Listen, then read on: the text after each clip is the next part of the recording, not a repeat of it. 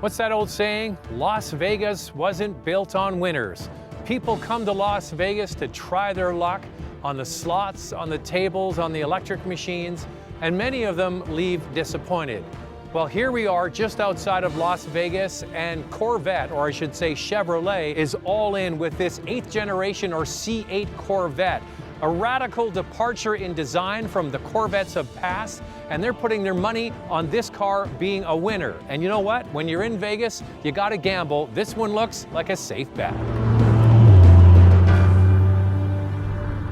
So we got here to Las Vegas, and right away, they put us in the new C8 and said, you're going out into the countryside to experience this car on everyday roads. Well, not everyday roads, beautiful mountain and desert roads. And the reason they want us to experience this first is to get a chance to enjoy the creature comforts of this car.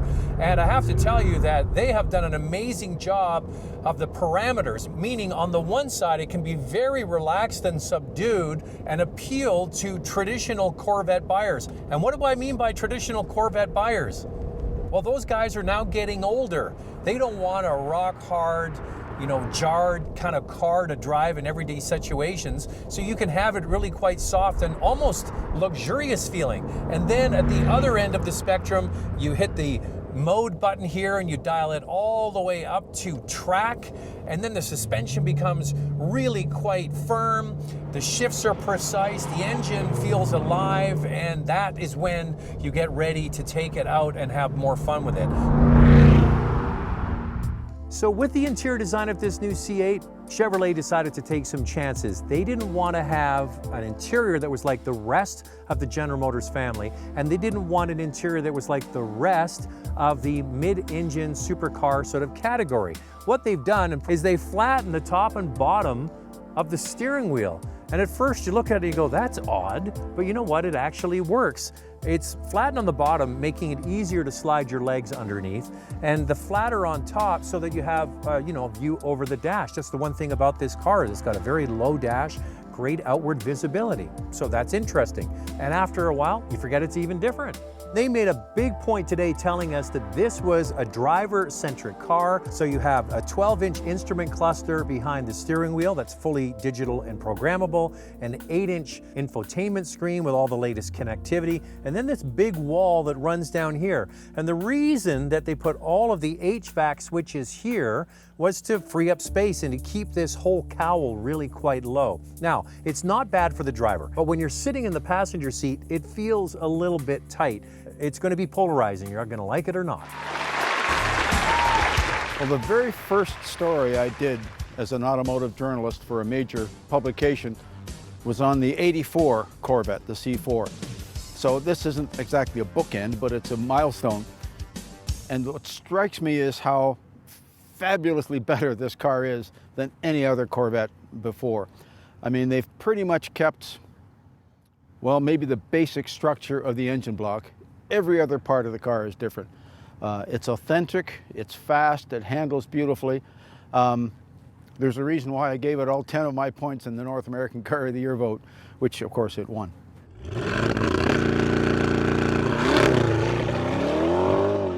All right, let's get into what's powering this new Corvette.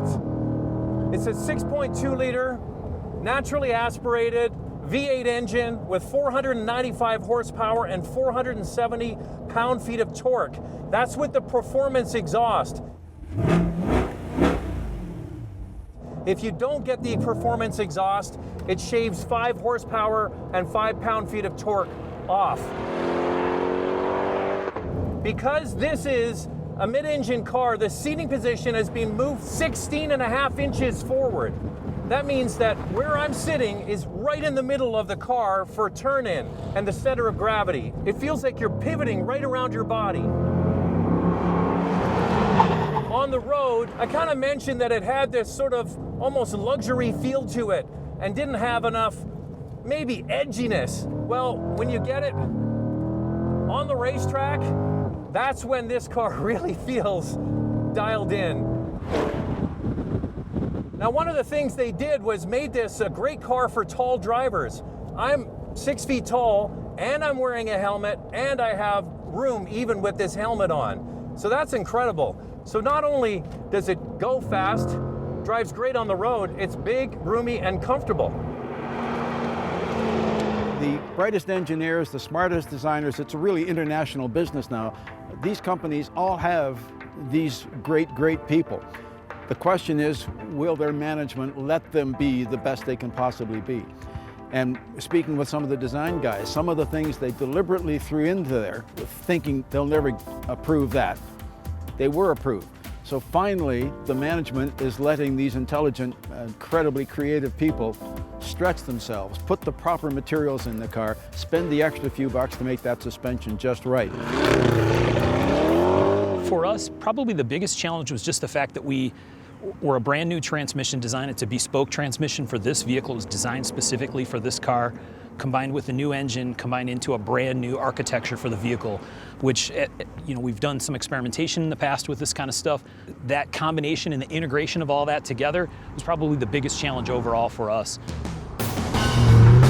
Corvette and Chevrolet want to appeal to a broad spectrum of buyers. They have their traditional baby boomer buyer. They're hoping with this car, with this design, with this layout, that this car is now going to appeal to younger buyers, a new generation of Corvette Stingray buyers.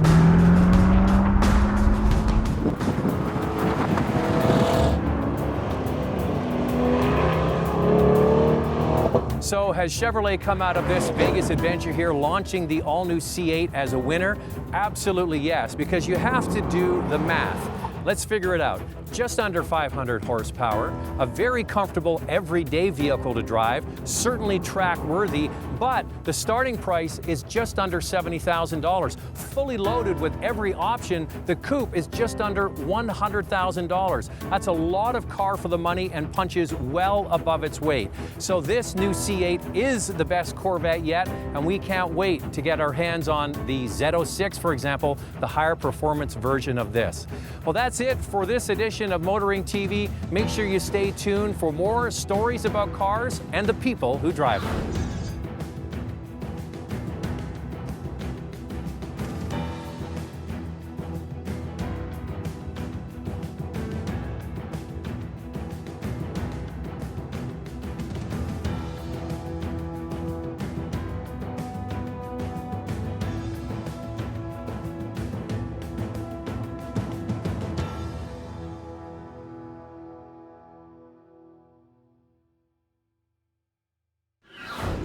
So here's the question, where were you 32 years ago? I know some of you weren't even a glint in your father's eye. As for me, well, I was in diapers, but found time to get Motoring TV off the ground. And today I like to think we've got one of the best automotive video libraries in the world. If you agree, please give us the thumbs up and also subscribe. We'd really appreciate it.